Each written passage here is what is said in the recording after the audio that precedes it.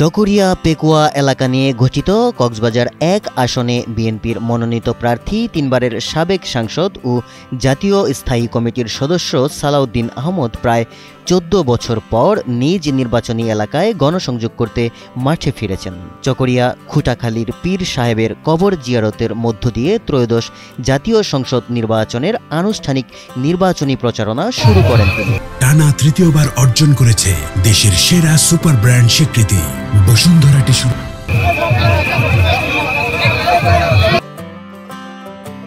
মঙ্গলবার চকরিয়ার খুটাখালী ইউনিয়ন বিএনপির কার্যালয় উদ্বোধনের পর এলাকায় গণসংযোগ করেন তিনি।